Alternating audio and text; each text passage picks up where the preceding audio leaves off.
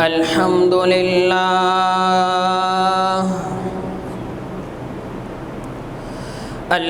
لله نحمده ونستعينه ونستغفره ونؤمن به ونتوكل عليه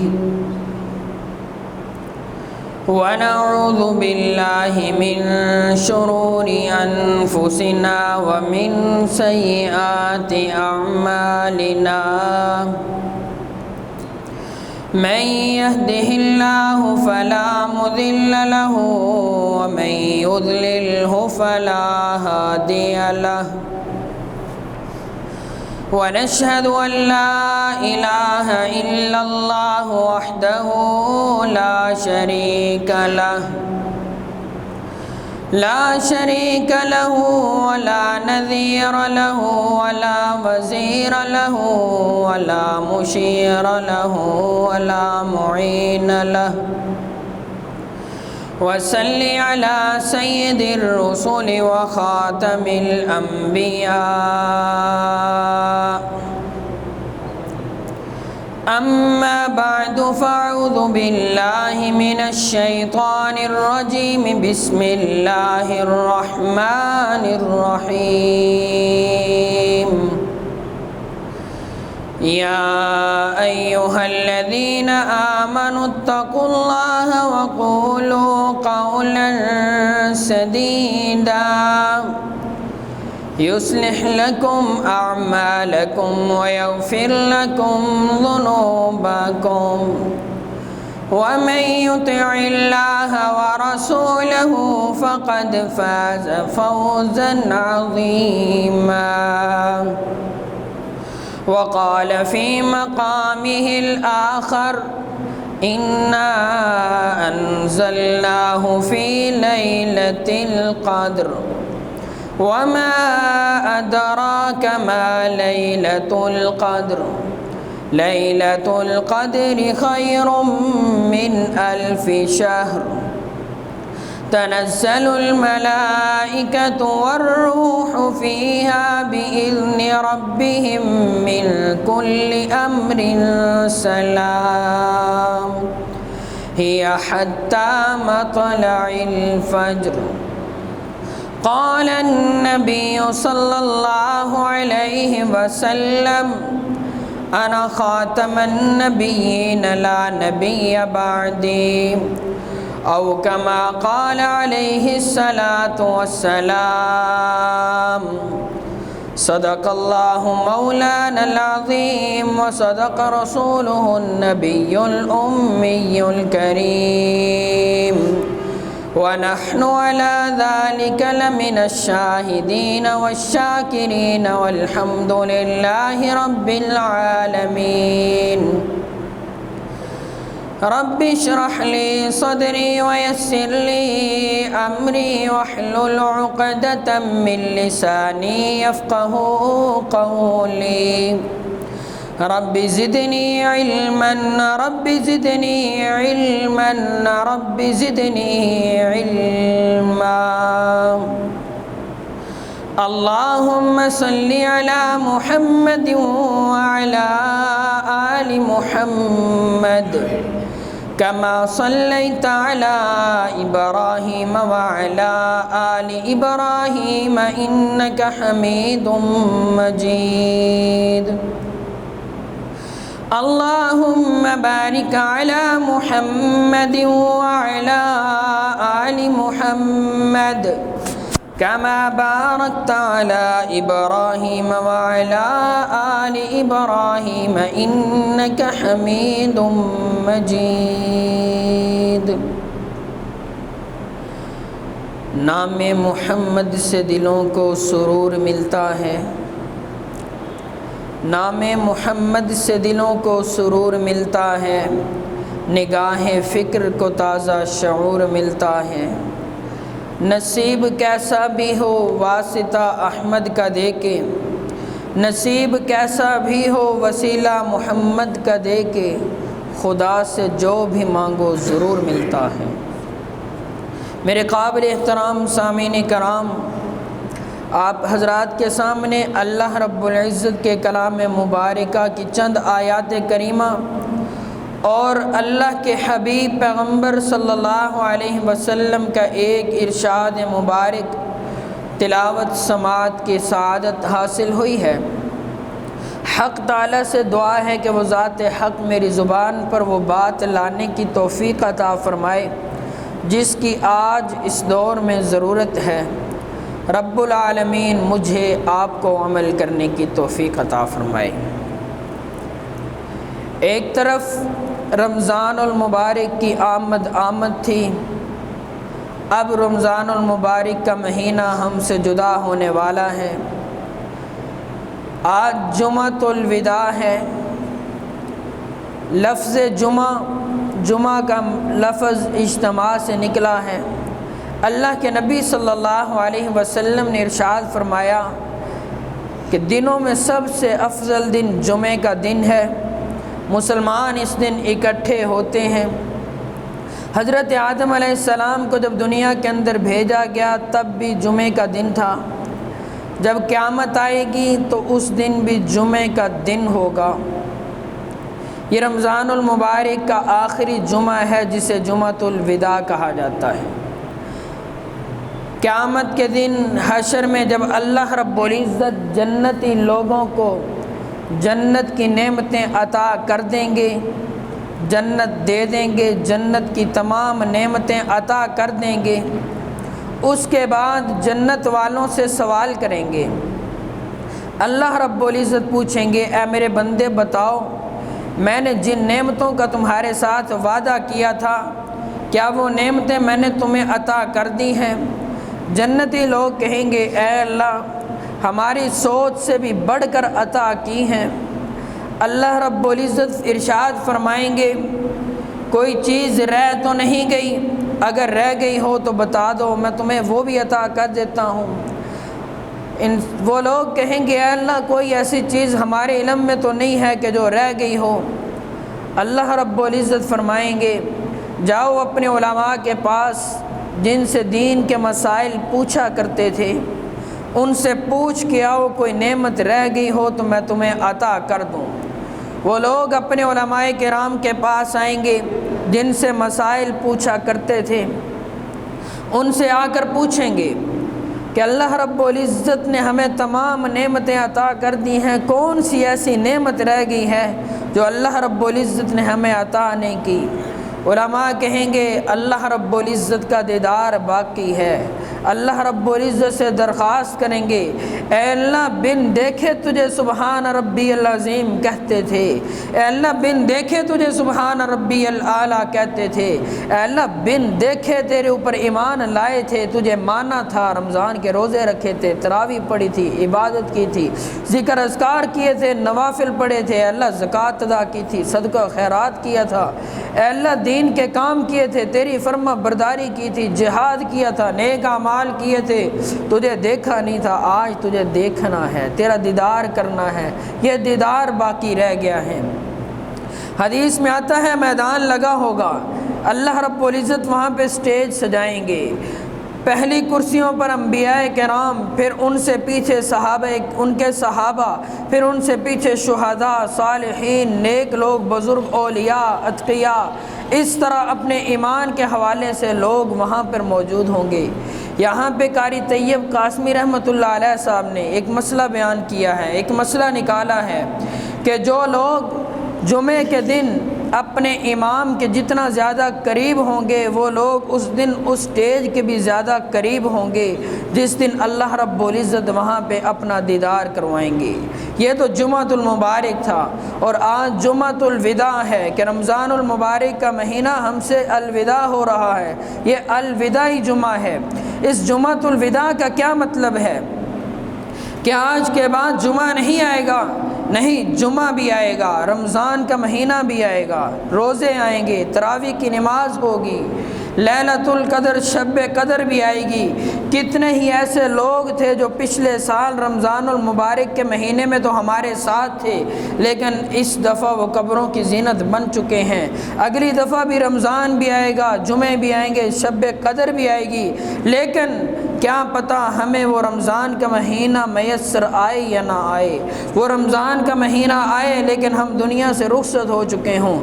اس لیے اس رمضان کے اس آخری جمعے کو جمعۃ الوداع کہا جاتا ہے کہ اللہ رب العزت کا یہ مقدس مہینہ، یہ رحمتوں والا مہینہ، یہ برکتوں والا مہینہ ہم سے جدا ہو رہا ہے۔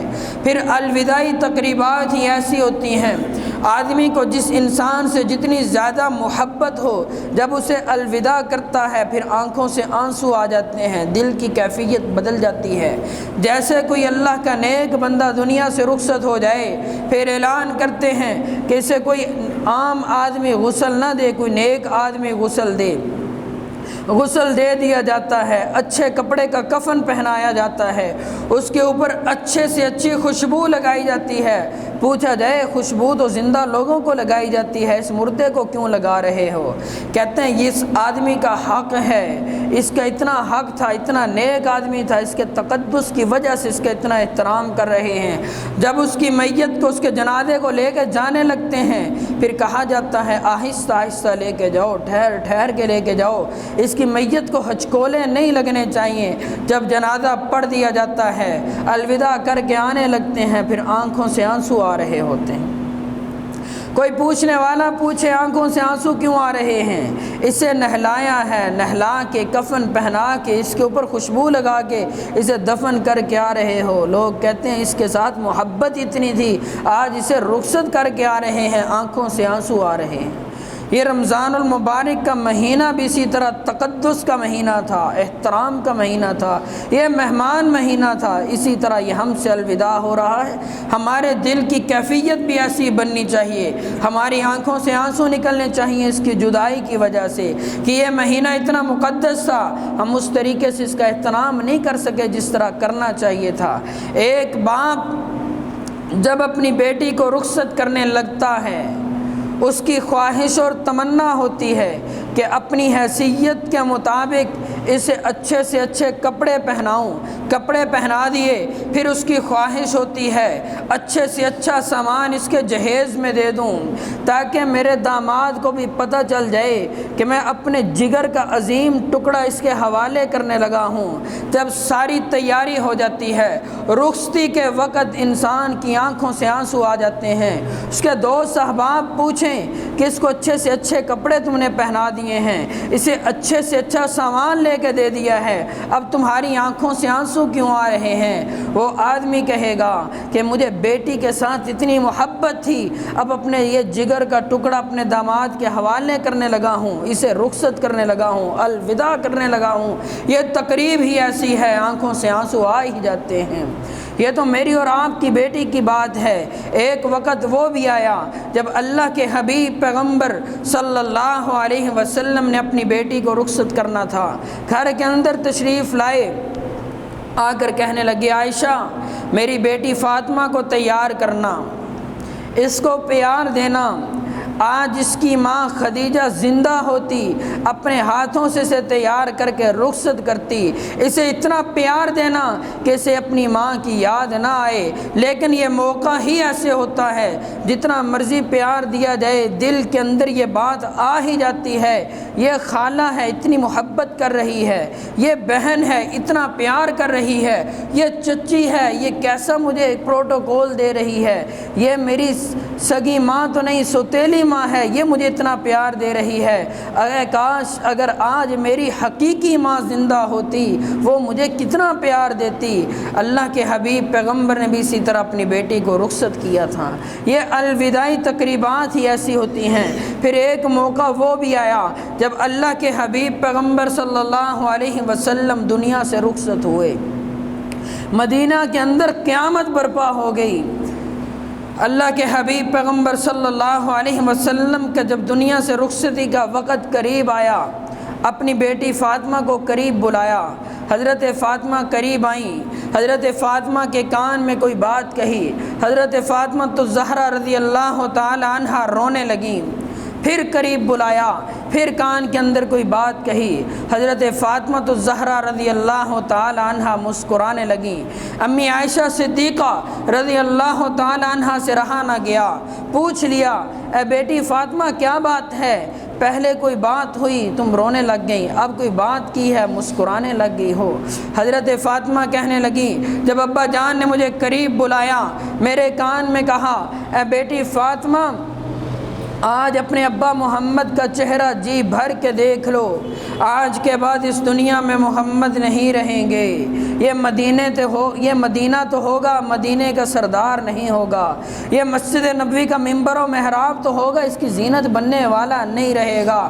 جب میں نے یہ جملے سنے میری آنکھوں سے آنسو آ گئے، پھر مجھے قریب بلایا اور کہا بیٹی فاطمہ مجھے سب سے پہلے رشتہ داروں میں تم ملو گی۔ میں مسکرانے لگ گئی۔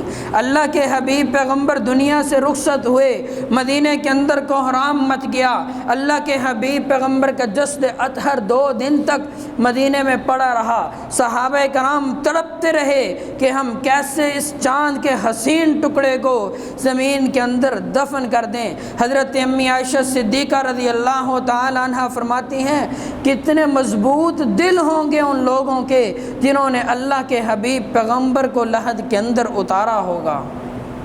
اللہ کے حبیب پیغمبر دنیا سے رخصت ہوئے، حضرت امی عائشہ صدیقہ کے پاس ایک عورت آئی، آ کر کہنے لگی میں اللہ کے نبی کی زیارت کر کے گئی تھی، واپس چلی گئی، مجھے خبر دیر سے ملی ہے، مجھے اللہ کے حبیب پیغمبر کا روضہ تو دکھاؤ۔ حضرت امی عائشہ صدیقہ نے پردہ ہٹایا، جب قبر مبارک پر نظر پڑی اس عورت کی چیخ نکل گئی، وہیں پہ شعر پڑھتے ہوئے روح پرواز کر گئی۔ یہ ان لوگوں کی محبت تھی۔ دوسری طرف صحابہ کرام تھے۔ ایک صحابی رسول مدینہ کے پہاڑوں پر بکریاں چرا رہے ہیں، کسی نے آ کے کہہ دیا اور تم یہاں پہ بکریاں چرا رہے ہو، جس نبی کا کلمہ پڑھتے ہو وہ نبی تو دنیا سے رخصت ہو چکے ہیں۔ جب یہ آواز اس صحابی کے کان میں پہنچی، اپنے دونوں ہاتھ اپنی آنکھوں پہ رکھ کے اللہ سے دعا کی، اے اللہ میں نے یہ آنکھیں مانگی تھیں کہ تیرے حبیب کا دیدار کر سکوں، اے اللہ تیرے حبیب دنیا میں نہیں رہے، مجھے ان آنکھوں کی ضرورت نہیں ہے، میں مدینے میں جاؤں گا تیرے نبی کا دیدار نہیں کر سکوں گا، اے اللہ میں برداشت نہیں کر سکوں گا، مجھے آنکھوں کی ضرورت نہیں ہے، میری بینائی واپس لے لے۔ آنکھوں سے ہاتھ اٹھائے، بینائی واپس جا چکی تھی۔ دوسری طرف حضرت بلال رضی اللہ تعالی عنہ اللہ کے حبیب پیغمبر کے وصال کے بعد مدینہ چھوڑ کے چلے گئے۔ 1 سال کے بعد اللہ کے حبیب پیغمبر کی خواب کے اندر زیارت ہوئی۔ اللہ کے حبیب پیغمبر نے پوچھا اے بلال یہ کیسی محبت ہے، یہ کیسا پیار ہے، یہ کیسا عشق ہے؟ ایک وقت تو وہ تھا تیری گردن کے اندر رسی ڈال کے مکے کی گلیوں میں گھسیٹا جاتا تھا، تپتی ہوئی ریت پہ لٹایا جاتا تھا، اے بلال اس وقت میرا دامن نہیں چھوڑتے تھے، آج میرے چلے جانے کے بعد اے بلال میرے شہر کو چھوڑ دیا ہے۔ حضرت بلال فرماتے ہیں میری آنکھ کھلی، مجھ سے رہا نہ گیا، مدینہ کی طرف دوڑ لگا دی۔ رات کا وقت تھا، ساری رات دوڑتا رہا، تہجد کے وقت مسجد نبوی میں پہنچا۔ حضرت بلال کہتے ہیں مسجد نبوی میں پہنچا، میں نے دیکھا سامنے دونوں شہزادے حضرت حسن اور حضرت حسین بیٹھے ہیں۔ یہ وہ شہزادے ہیں کہ صحابہ کرام رضوان اللہ علیہم اجمعین فرماتے ہیں کہ جب ہمیں اللہ کے حبیب پیغمبر کی یاد ستاتی، ہم ممبر کے ایک طرف حضرت حسن کو کھڑا کر دیتے، دوسری طرف حضرت حسین کو کھڑا کر دیتے، ہماری آنکھوں کے سامنے وہ منظر آ جایا کرتا تھا، ہمارے دل کو تسکین مل جایا کرتی تھی۔ حضرت بلال فرماتے ہیں حضرت حسن و حسین نے میرا استقبال کیا کہ چچا بلال آ گئے ہیں، اور کہا ہے چچا بلال نانا تھے تو آپ بھی تھے، جب نانا دنیا سے رخصت ہوئے ہیں آپ بھی ہمیں چھوڑ کے چلے گئے، آج نانا کے دور والی آذان دے کے ہمیں وہ یاد تازہ کر دیجئے۔ حضرت بلال فرماتے ہیں میرے اندر اتنی ہمت و طاقت نہیں تھی کہ اب میں دوبارہ آذان دے سکتا، لیکن ان شہزادوں کی بات کو میں رد نہیں کر سکتا تھا، اس لیے کہ میں نے اپنے کانوں سے سنا تھا کہ حضرت حسن و حسین کے جب رونے کی آواز آتی، اللہ کے حبیب پیغمبر دروازے پہ دستک دے کے فرمایا کرتے تھے اے بیٹی فاطمہ میں محمد ہر چیز برداشت کر سکتا ہوں لیکن نواسے مجھے بڑے پیارے ہیں، ان کا رونا میں برداشت نہیں کر سکتا۔ شہزادوں نے کہا ہے چچا بلال آج اذان دینی ہے۔ حضرت بلال نے اذان دینا شروع کی، اللہ اکبر اللہ اکبر اللہ اکبر اللہ اکبر، اشہد ان لا الہ الا اللہ اشہد ان لا الہ الا اللہ۔ جب اشہد ان محمد رسول اللہ پہ پہنچے ہیں، حضرت بلال نے یہ جملہ کہا، بے ہوش ہو گئے، گر گئے۔ صحابہ کرام نے اٹھایا۔ جب حضرت بلال ہوش میں آئے، صحابہ کرام نے سوال کیا، اے بلال کیا بات ہے، آپ اذان دیتے ہوئے بے ہوش ہو گئے تھے؟ حضرت بلال فرمانے لگے، میں اذان دیا کرتا تھا جب اللہ کے حبیب پیغمبر یہاں پہ موجود تھے، جب میں اشہد ان محمد رسول اللہ پہ پہنچا کرتا تھا، میری نگاہوں کے سامنے آمنہ کے لال کا چہرہ آ جایا کرتا تھا، میرے دل کو تسلی ملتی تھی، دل کو ٹھنڈک ملا کرتی تھی، دل کو تسکین ملتی تھی۔ لیکن جب میں نے آج یہ جملے کہے، میری آنکھوں نے وہ منظر نہیں دیکھا، میں بلال برداشت نہیں کر سکا، بے ہوش ہو گیا۔ ادھر مکے کی گلیوں میں کوہرام مدینہ کی گلیوں میں کوہرام مچ چکا تھا، بچے بوڑھے مرد عورتیں سب مسجد نبوی کی طرف دوڑ رہے ہیں۔ پوچھنے والے نے پوچھا کہاں جا رہے ہو؟ وہ کہنے لگے یہ اس وقت مؤذن تھا جب امام رسول اللہ صلی اللہ علیہ وسلم ہوا کرتے تھے، آج دیکھنے یہ جا رہے ہیں یہ مؤذن اکیلا آیا ہے یا امام کو بھی ساتھ لایا ہے؟ لیکن میرے بھائیوں، امام تو وہاں جا چکے تھے جہاں سے جانے کے بعد کوئی واپس نہیں آیا کرتا۔ اللہ کے حبیب پیغمبر بھی اس دنیا سے رخصت ہوئے تھے۔ یہ رمضان المبارک کا مقدس مہینہ بھی ہم سے رخصت ہونے والا ہے۔ یہ الوداعی تقریبات ہیں، چند دنوں کا مہمان ہے۔ یہ اللہ رب العزت کا مقدس مہینہ تھا۔ اس مہینے کے اندر اللہ کی رحمتیں برس رہی تھیں، اللہ کی برکتیں نازل ہو رہی تھیں، اللہ رب العزت انسانوں کی بخشش فرما رہے تھے۔ یہ رمضان المبارک کے مہینے کے چند دن باقی ہیں۔ یہ مہینہ جس طریقے سے اس مہینے کا احترام کرنا چاہیے تھا، ہم نے اس طریقے سے اس مہینے کا احترام نہیں کیا۔ جس طرح اس کا حق تھا وہ حق ادا نہ کر سکے۔ اللہ رب العزت سے دعا کریں کہ اللہ رب العزت اس مہینے کے اندر ہم نے جو نیک اعمال کیے ہیں اپنے فضل و کرم سے قبول فرما لیں۔ جو کمی کوتاہی ہوئی ہے اللہ رب العزت اپنے فضل و کرم سے معاف فرما دے۔ رمضان المبارک کا جب مہینہ ختم ہوتا ہے، پھر عید کا چاند نظر آتا ہے۔ رمضان المبارک کا مہینہ ختم ہونے سے اگلے دن مسلمان عید مناتے ہیں۔ اس عید کا نام عید الفطر ہے۔ عید الفطر ادا کرنے سے پہلے صدقہ فطر ادا کیا جاتا ہے۔ صدقہ فطر کی مقدار کتنی ہے؟ یہ 2.25 کلو گندم یا آٹا یا اس کی قیمت جو تقریباً آج کے دور کے اندر مارکیٹ کے حساب سے تقریباً 90 روپے بنتی ہے، ہر اس آدمی پہ لازم ہے جس پہ زکوٰۃ فرض ہے۔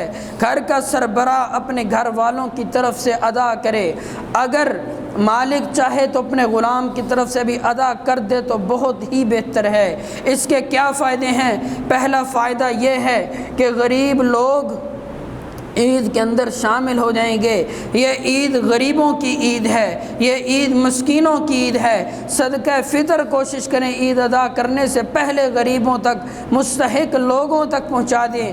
صدقہ فطر کا دوسرا فائدہ یہ ہے، حدیث کے اندر آتا ہے کہ اس مہینے کے اندر جو کمی کوتاہی ہو گئی، جو ذکر اذکار کے اندر غلطی کوتاہی ہوئی، رمضان کا روزہ رکھ کے اگر کوئی لغو باتیں کر دیں، رمضان کی تراویح کی نماز پوری ادا نہیں کی، اس کے اندر کوئی کمی کوتاہی یا غلطی کوئی ہو گئی ہے، جب صدقہ فطر ادا کرتے ہیں اللہ رب العزت اس صدقہ فطر کی وجہ سے وہ کمی کوتاہی کو معاف کر دیتے ہیں۔ پھر عید کی نماز ادا کی جاتی ہے۔ اللہ کے حبیب پیغمبر کا ایک واقعہ نقل کر کے بات کو ختم کرتا ہوں۔ اللہ کے حبیب پیغمبر صلی اللہ علیہ وسلم عید کی نماز پڑھانے کے لیے گھر سے نکلے۔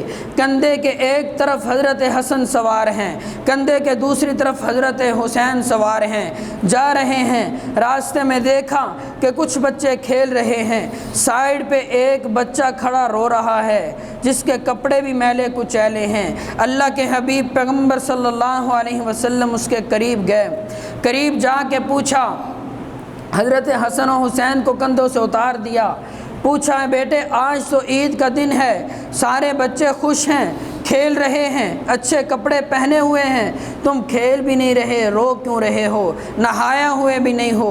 وہ بچہ کہنے لگا میری ماں زندہ نہیں ہے جو مجھے غسل کرائے، میرا باپ زندہ نہیں ہے جو مجھے نئے کپڑے لا کے دے، اس لیے رو رہا ہوں۔ اللہ کے حبیب پیغمبر کی آنکھوں سے آنسو آ گئے، اس بچے کو اٹھایا، گھر میں لے آئے، حضرت عائشہ سے کہنے لگے اے عائشہ تو دعا کیا کرتی تھی کہ اللہ مجھے نرینہ اولاد دے، اللہ نے تیری یہ دعا تو قبول نہ کی، لیکن آج اللہ کی طرف سے تیرے لیے یہ بچہ لے کے آیا ہوں۔ اے عائشہ اسے نہلانا ہے، اس کے اوپر پانی ڈالو، میں اپنے مبارک ہاتھوں سے اس بچے کو نہلاؤں گا۔